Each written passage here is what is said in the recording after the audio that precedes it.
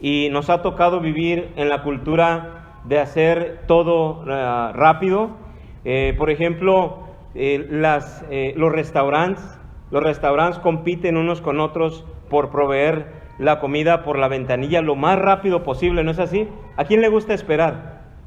¿A quién le gusta esperar? Tú vas a un restaurante y vas a ir a comprar una hamburguesa, y si hay 4 o 5 carros, ¿qué haces?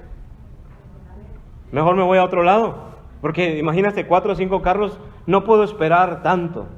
O de repente cuando ya has ordenado por la ventanilla, por la bocina, has ordenado, y entonces los carros no avanzan, y pasan 2 minutos y los carros no avanzan, y entonces como que acá por dentro como que empezamos a reaccionar. ¿No les ha pasado?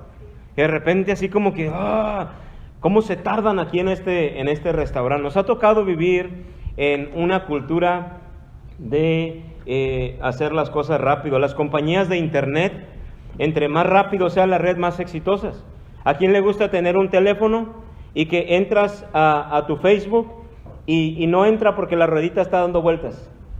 Y está dando vueltas y pasan 30 segundos y ya con ganas de agarrar el teléfono y azotarlo contra la pared.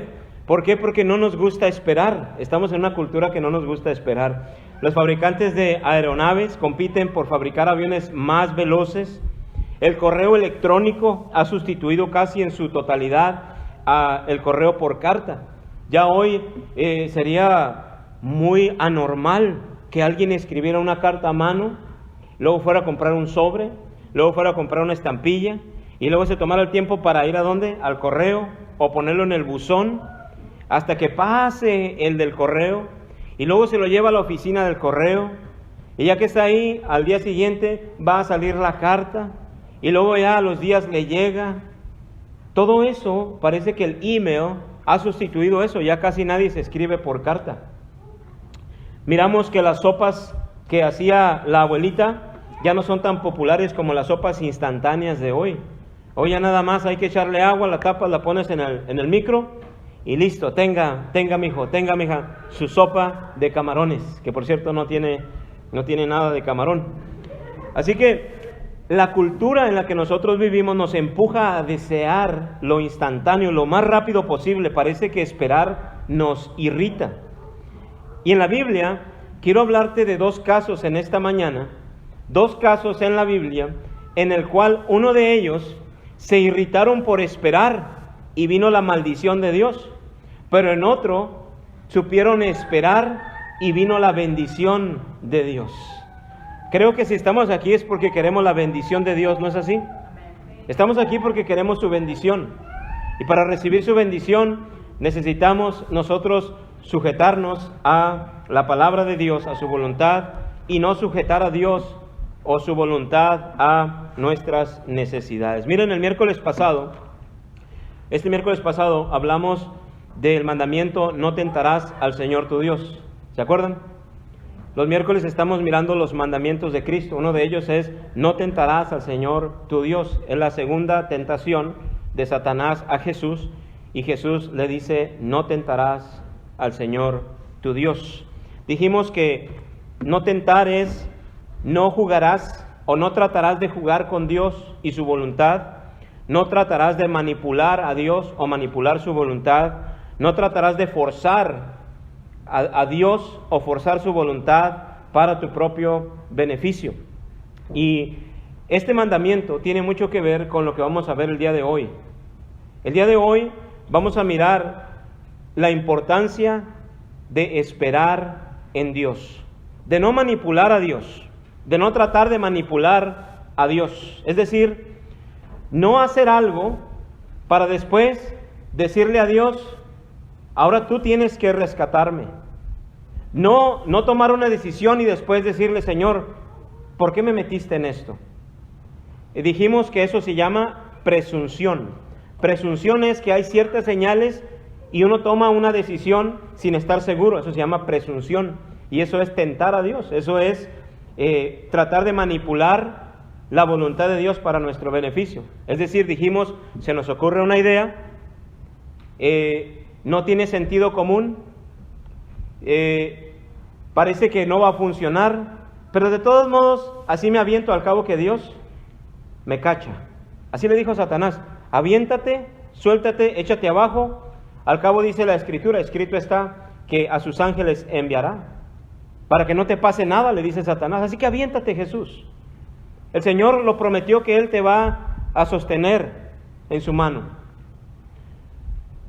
Satanás pudo haber convencido a Jesús, o puede convencerte a ti y decir: oye, sí es cierto, la Escritura dice que Él me va a sustentar. Así que, Jesús, lánzate de lo más alto del pináculo, le dice Satanás, porque escrito está. Pues sí, escrito está, pero Satanás es mentiroso, tuerce la Escritura. Sí dijo eso allá en el Salmo, lo dice, pero lo dice que Él va a sustentar a aquellos que van en su voluntad, no aquellos que lo prueban, que lo ponen a prueba y se avientan para ver si Él hace algo. El primer caso es el caso de Saúl. Saúl, el primer rey de Israel, se encuentra con su ejército y está en contra del ejército de los filisteos. Los filisteos son un montón de soldados que superan al ejército de Israel. Así que empiezan a sentir la presión. Tenemos que hacer algo, dice Saúl. Algo tenemos que hacer, tenemos que hacerlo y ya, no podemos esperar. Así que Saúl quería consultar la voluntad de Dios y mandó llamar al profeta Samuel. Samuel, ven, necesito que vengas. Samuel era el profeta y era sacerdote. Así que necesitaba que Samuel llegara y Samuel como sacerdote ofreciera un sacrificio a Dios y Dios le revelara la voluntad si Saúl debería de ir a pelear con los filisteos o no. Así que Samuel le dice: espérame que ahí voy.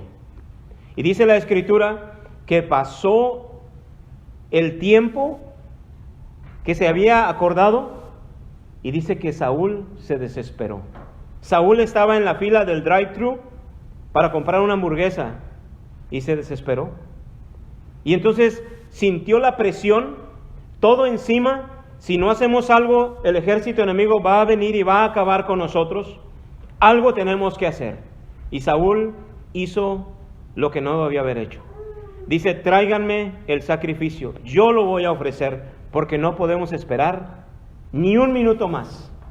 Y entonces fue Saúl, el rey, quien ofreció el holocausto tratando de buscar la voluntad de Dios. Pero dice la Escritura que luego llega Samuel y le dice a Saúl: ¿qué has hecho? ¿Qué has hecho? Vamos a ir allí a 1 Samuel capítulo 13, versículo 8 al 14. Bueno, vamos a leer desde el 5 en adelante. 1 Samuel capítulo 13, versículo 5 en adelante. Ya habiendo hablado un poquito del contexto, vamos a ver qué dice la Escritura. 1 Samuel capítulo 13, versículo 5 en adelante.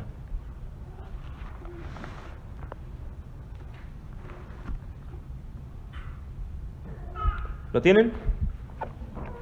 1 Samuel capítulo 13, versículo 5 en adelante. Dice así: entonces los filisteos se juntaron para pelear contra Israel. 30,000 carros, 6,000 hombres de a caballo y pueblo numeroso como la arena que está a la orilla del mar. Y subieron y acamparon en Micmas, al oriente de Bet-Aven. Cuando los hombres de Israel vieron que estaban en estrecho, porque el pueblo estaba en aprietos, se escondieron en cuevas, en fosos, en peñascos, en rocas y en cisternas. Y algunos de los hebreos pasaron el Jordán a la tierra de Gad y de Galaad, pero Saúl permanecía aún en Gilgal, y todo el pueblo iba tras él temblando. Y él esperó 7 días conforme al plazo que Samuel había dicho, pero Samuel no venía de Gilgal, y el pueblo se le desertaba. Entonces dijo Saúl: traedme el holocausto y ofrendas de paz, y ofreció el holocausto. Y cuando él acababa de ofrecer el holocausto, he aquí Samuel que venía, y Saúl salió a recibirle para saludarle. Entonces Samuel dijo: ¿qué has hecho? Y Saúl respondió: porque vi que el pueblo se me desertaba, y que tú no venías dentro del plazo señalado, y que los filisteos estaban reunidos en Micmas, me dije: ahora descenderán los filisteos contra mí a Gilgal, y yo no he implorado el favor de Jehová. Me esforcé pues y ofrecí holocausto. Entonces Samuel dijo a Saúl: locamente has hecho. No guardaste el mandamiento de Jehová tu Dios que él te había ordenado. Pues ahora Jehová hubiera confirmado tu reino sobre Israel para siempre. Mas ahora tu reino no será duradero. Jehová se ha buscado un varón conforme a su corazón, el cual Jehová ha designado para que sea príncipe sobre su pueblo, por cuanto tú no has guardado lo que Jehová te mandó. Miren, algo muy bueno. Qué precioso es buscar el favor de Jehová. Qué precioso es buscar el favor divino. Lo que Saúl hizo es algo precioso, pero fue algo que no ordenó Jehová. Jehová quiere que busquemos su voluntad, que busquemos su guía, que busquemos su favor, pero Dios nos dice: lo vas a hacer a mi manera, lo vas a hacer como yo te lo digo. Vas a ir al sacerdote y el sacerdote ofrecerá el holocausto y yo hablaré al sacerdote y el sacerdote te dirá mi voluntad. Aunque Saúl hizo algo muy bonito, fue desechado por Dios. ¿Por qué? Porque no supo esperar. Él tenía que esperar en Jehová, él tenía que esperar en Dios, y como Dios se lo había ordenado, y le dice: mira, si tú hubieras esperado, Dios hubiera confirmado tu reino para siempre. Pero por cuanto no fue así, Jehová te ha desechado. Y ahora ha buscado a un hombre conforme a su corazón. Estamos en el capítulo 13, guerra contra los filisteos. Ahí en el capítulo 17 aparece este joven. Había un gigante llamado Goliat, capítulo 17. Y entonces llega este jovencito, pastor de ovejas. Todos están escondidos. Dice ahí que se escondieron en las cisternas, en las cuevas. Todos temblaban de miedo. Hasta que llegó este joven conforme a su corazón, al corazón de Dios. Y en el capítulo 17 aparece en escena David. Y David va en contra de los filisteos, ese filisteo gigante. Y Dios derrotó a los filisteos y derribó al gigante de los filisteos a través de un hombre conforme a su corazón. Un hombre que estaba dispuesto a buscarle con todo su corazón. Este fue David. Saúl debía tomar una decisión, pero para tomar esa decisión Saúl debía esperar a Samuel para ofrecer el sacrificio. Saúl vemos que no pudo esperar más, como en la cultura en la que estamos el día de hoy, que no podemos esperar. Se tardan en hacer la hamburguesa y ya estamos desesperados. Llamas para ordenar la pizza, te dijeron 30 minutos, ya han pasado 31 minutos y ya estás desesperado. Es decir, parece que esperar nos irrita. Bueno, a Saúl le irritó esperar. El pueblo se me está yendo, mis soldados están desertando, siento mucha presión sobre mí. Si no hacemos algo ahorita, en este momento, el enemigo va a venir y nos va a derrotar. Así que vamos a tener que hacer algo y ya. Sin embargo, Dios, si vemos a Dios en la Biblia, es un Dios que no tiene prisa. Dios no tiene prisa. ¿Sabían ustedes? Dios no tiene prisa. Cuando le ordenó a Abraham sacrificar a su hijo, Dios no tuvo prisa. Pudo haber ido Abraham con su hijo Isaac en el camino y Dios haber dicho: Abraham, hasta aquí, ya miré que sí lo vas a ofrecer, pero Dios no tiene prisa. Nuestro Dios es un Dios de no prisas. Nuestro Dios es un Dios que es paciente. Paciente para con todos, no queriendo que ninguno perezca, sino que todos procedan al arrepentimiento. Sí, así que Saúl se irritó, no pudo esperar más, y él mismo con sus propias manos ofreció el sacrificio. Es decir, trajeron un cordero, lo degolló, lo destazaron, le prendieron lumbre y ofrecieron el holocausto para ver si Dios les hablaba y les decía: vayan o háganle así. Sin embargo, vemos pues que llega Samuel y le dice: ¿qué has hecho? Llega Samuel y le dice: locamente has hecho, Saúl. Dios te ha desechado. Miren, a veces a nosotros nos puede pasar esto. por no esperar en Dios. La Escritura nos habla que hay promesa para aquellos que esperan en Dios. Miren Isaías capítulo 40, versículo 31. Dice que los que esperan en Jehová tendrán nuevas fuerzas. Los que esperan en Jehová levantarán alas como las águilas. Los que esperan en Jehová correrán y no se cansarán, caminarán y no se fatigarán. ¿Por qué? Porque cuando las fuerzas vienen de Dios, no hay nada en el mundo que te pueda a ti detener o cansar. Si tú esperas en Jehová, hay promesa. Saúl no pudo esperar. A veces las cosas no están saliendo como uno quiere. Las cosas no están saliendo como yo quiero, dice Saúl. El pueblo se me está yendo, los enemigos se están acercando. Ya empecé a contarlos y no son 5 ni 10. Dice ahí, son 30,000 carros. 30,000 carros de guerra en contra de nosotros. Y luego empezó a contar y son 6,000 hombres de a caballo. Y detrás de ellos hay un pueblo numeroso como la arena del mar. Si te pones a contar los granitos de arena, que son incontables, así es el pueblo. Ya no puedo esperar más. Algo tenemos que hacer porque las cosas no están saliendo como yo quisiera que salgan. Así que, ¿qué voy a hacer? Voy a forzar a Dios. Voy a manipular a Dios y su voluntad y lo voy a forzar para que Él obre a mi beneficio. Porque somos el pueblo de Dios, ¿sí o no? Dios tiene que obrar. Tenemos al Dios vivo y verdadero, ¿sí o no? Nos tiene que respaldar, ¿sí o no? Así que vamos a hacerlo. Y si algo nos pasa, va a ser culpa de Dios. Dios, vamos a hacer esto y tú tienes que sacarnos y tienes que liberarnos. Eso se llama tentar a Jehová. Ponerlo a prueba. Forzarlo a hacer algo. Como poniendo a Dios a nuestro servicio para que Él tenga que rescatarnos. Este es el pensamiento de Saúl. Así que vemos que a veces, cuando las cosas no están saliendo como uno quiere, puedes empezar a desesperar y puedes decidir algo que Dios no tenía en sus planes para ti. Y puede llegar Samuel y decirnos, ¿qué has hecho? Locamente has hecho, Saúl. Y vienen las cosas, vienen las consecuencias de las cuales después nos lamentamos. Saúl, su reinado pudo haber sido para siempre, pero Dios lo desechó. Este hombre dice que me sirve. Este Saúl dice que me sirve, pero hace las cosas como él quiere y no como yo. Buscaré a un hombre conforme a mi voluntad, y lo encontró en David. En el segundo caso, vemos que en este segundo caso sí supieron esperar.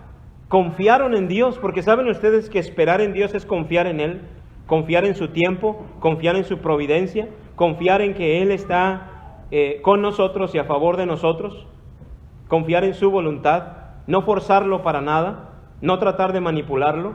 Miren, vamos a ir a Hechos capítulo 1. Jesús ha resucitado, tiene 40 días dejándose ver a sus discípulos, y en el último día reúne a sus discípulos y les da una instrucción. ¿Qué instrucción le va a dar Jesús a sus discípulos? Una sola palabra.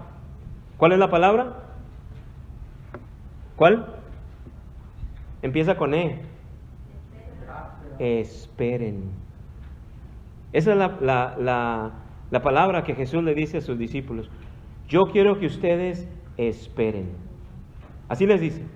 Y los discípulos no preguntan cuánto tiempo.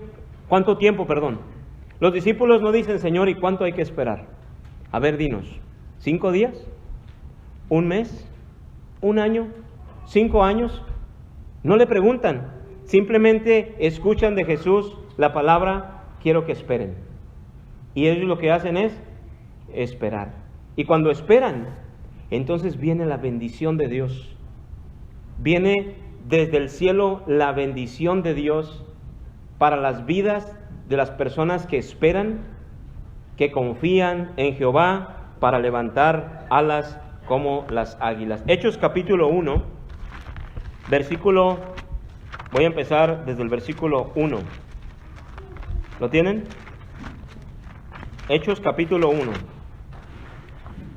En el primer tratado, oh Teófilo, hablé acerca de todas las cosas que Jesús comenzó a hacer y enseñar, hasta el día en que fue recibido arriba, después de haber dado mandamiento por el Espíritu Santo a los apóstoles que había escogido, a quienes también, después de haber padecido, se presentó vivo con muchas pruebas indubitables, apareciéndoseles durante 40 días y hablándoles del reino de Dios. Y estando juntos, les mandó que no se fueran de Jerusalén, sino que, ¿qué dice ahí? Esperasen, sino que esperasen la promesa del Padre, la cual les dijo, oísteis de mí. Jesús va a ascender al cielo, allá en los versículos 10 en adelante.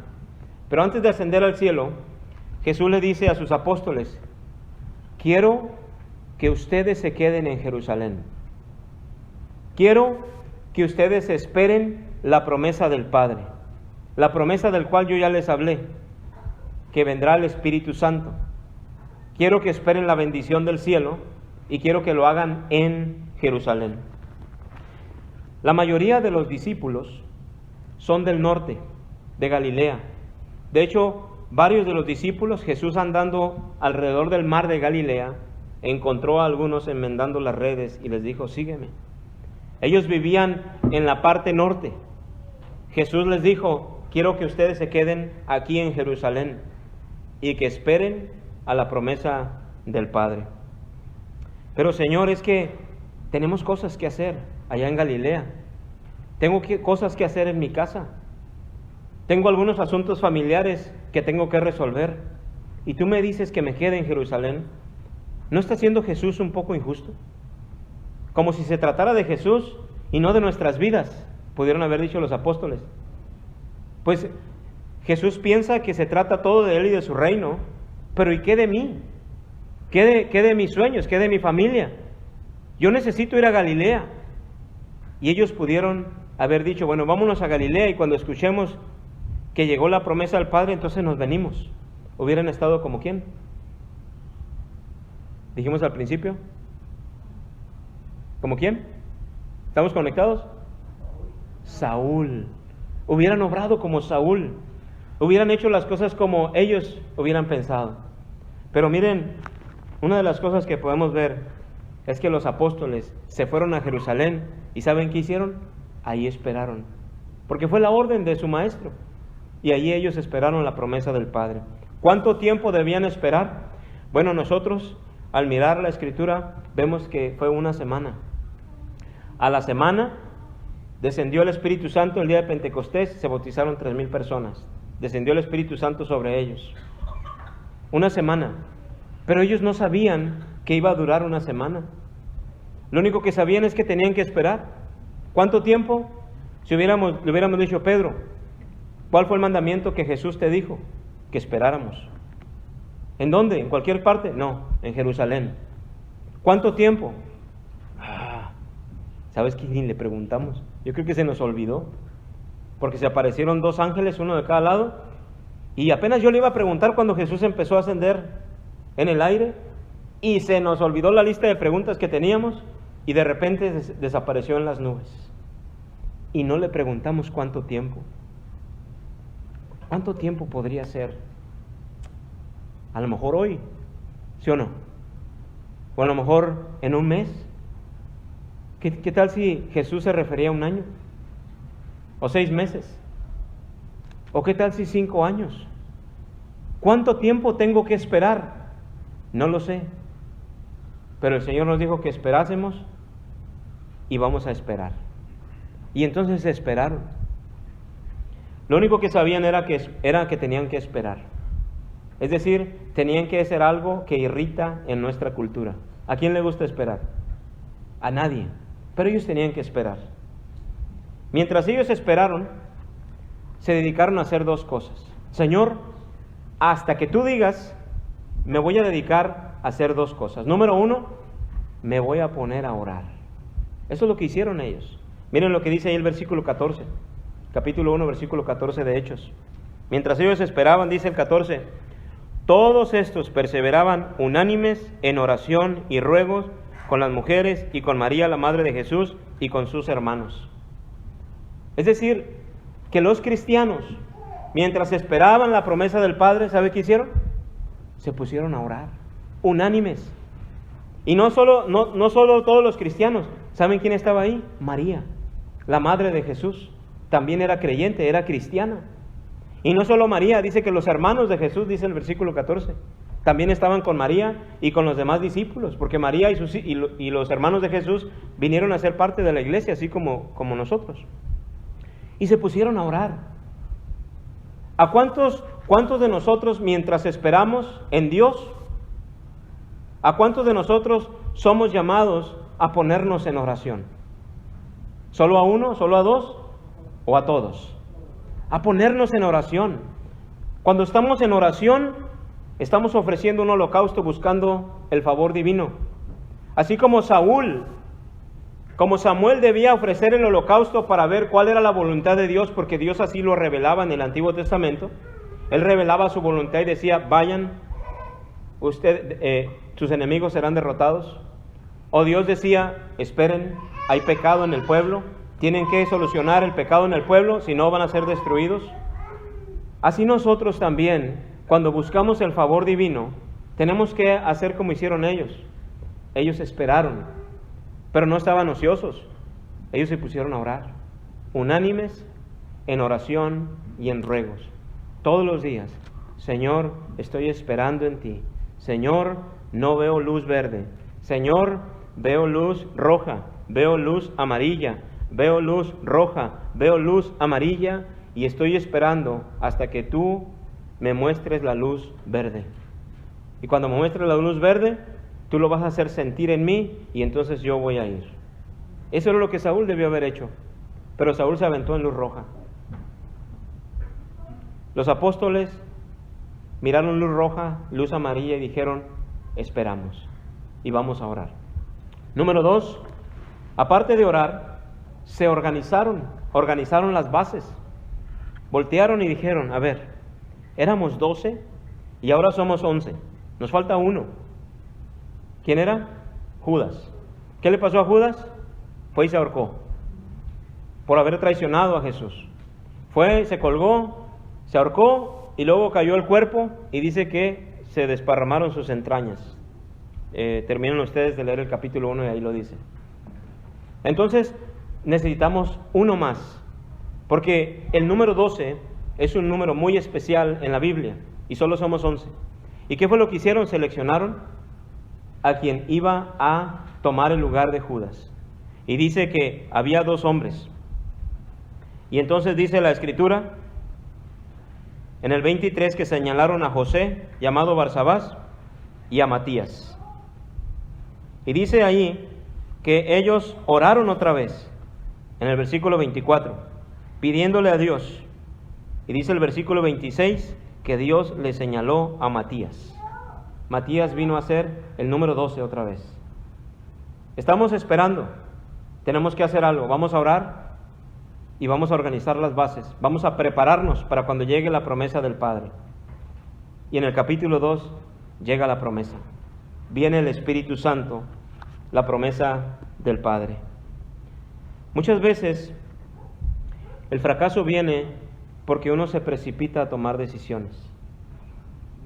Se precipita porque no se ora ni se espera. Se lanza uno como de cabeza, como Saúl. Elecciones de líderes apresurados no debe de ser precipitado. Un programa de evangelismo improvisado no debe de ser precipitado. Un noviazgo express no debe de ser precipitado. Queremos recibir la bendición de Dios. ¿Decimos amén? Espera en Él. No lo hagas como Saúl. Si tú vas a tomar una decisión en tu vida, no obres como Saúl, porque Saúl fue desechado. Obra más bien como los apóstoles, y los apóstoles fueron bendecidos. El día de hoy seguimos hablando de los apóstoles, seguimos hablando de esos grandes apóstoles positivamente, y desafortunadamente seguimos hablando de Saúl y de cómo Dios lo desechó. Nosotros debemos aprender la lección de los discípulos que supieron esperar. Sin el poder del Espíritu Santo, somos inadecuados e incapaces para impactar al mundo con el Evangelio de Cristo. Porque es el Espíritu Santo el que debe marcar la ruta y el paso en nuestro diario vivir. Miren lo que dice Hechos 16:7. Hechos capítulo 16, versículo 7.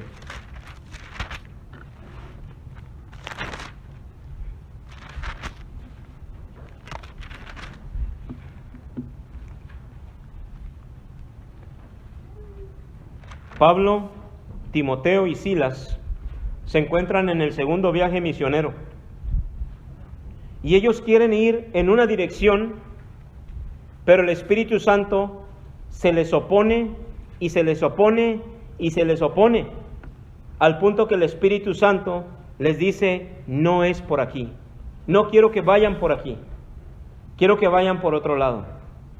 Así es el Espíritu Santo en la vida de los cristianos. El Espíritu Santo es el que te dice: no, por aquí no, quiero que vayas por acá. Dice el versículo, capítulo 16, versículo 7, 6 y 7 dice: y atravesando Frigia y la provincia de Galacia, les fue prohibido por el Espíritu Santo hablar la palabra en Asia. Y cuando llegaron a Misia, intentaron ir a Bitinia, pero el Espíritu Santo no se los permitió. Una vida guiada por el Espíritu Santo. Qué precioso, ¿no creen? El Espíritu Santo guiándonos. El Espíritu Santo diciéndonos: Pablo, no vayas a predicar la palabra en Asia, no es tiempo todavía. Entonces vamos por este lado. Y el Espíritu Santo les dice: Pablo, por aquí tampoco. Te voy a mostrar el camino. Y el camino era hacia Macedonia. Y entonces se dirigieron a Macedonia. Una vida guiada por el Espíritu Santo. Sin prisa, esperando ¿en quién? Esperando en Dios. Asegurémonos que cada decisión que tengamos frente a nosotros vaya bañada de oración y de espera en Dios. Como Moisés dijo, cuando estaban allá en el Sinaí y que ya estaban listos para partir, Moisés, antes de empacar, Moisés quería estar seguro que Dios iba a ir con él y con el pueblo. Y Moisés le dijo a Dios que se manifestara para asegurarse que Dios iba a ir con él. No una, no dos, 3 veces. Y entonces Moisés le dijo a Dios: mira, Señor, si tu presencia no ha de ir conmigo, no nos saques de aquí. Éxodo 33:15. Señor, yo no quiero emprender este camino sin ti.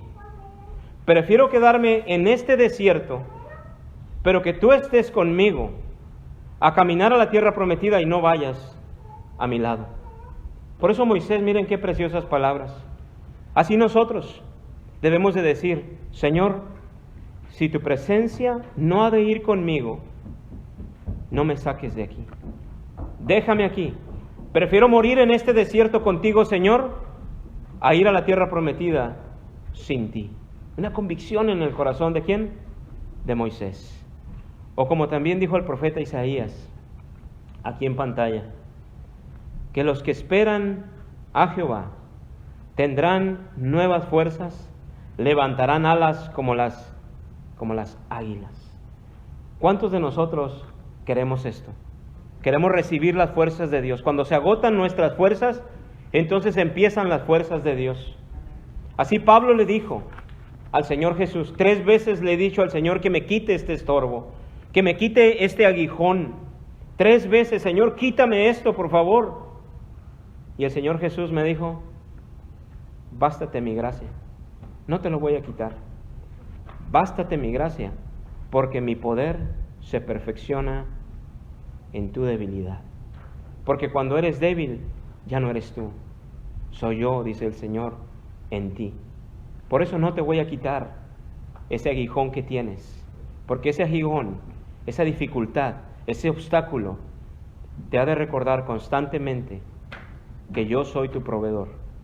Te ha de recordar constantemente, día a día, que yo soy tu fuerza, que yo soy tu libertador, que yo soy el que te guía, que yo soy el que está en el trono de tu corazón. Te quito eso y muchas veces te olvidas de quién son las fuerzas. Hoy queremos invitarte. Dios te va a liberar de cualquier aguijón que tengas. Dios te va a liberar de los enemigos, aunque parezcan muchos. Aunque parezca muy grande la dificultad, la aflicción, el problema, y veas y los cuentes como la arena del mar, miles carros de caballo, carros de fuego, miles carros de guerra, miles gente de a caballo. Si el Señor está contigo y tú esperas en Él, no hay nada que temer. Por eso quiero animarte y quiero invitarte a que esperes en Dios. Quiero animarte, quiero exhortarte, quiero decirte que si tú esperas en Dios, Dios te va a bendecir. Dios te quiere bendecir. Dios quería bendecir a Saúl, pero Saúl buscó hacer el bien, pero a su propia manera. Buscó la voluntad de Dios, pero a su propia manera y no a la manera de Dios. Quiero animarte a que hagas lo que hicieron los apóstoles. Espera en Dios. Y mientras Él lo hace, entrégate en oración, entrégate en ayuno, entrégate en ruegos, alista las bases para cuando Dios diga, vamos. Amén.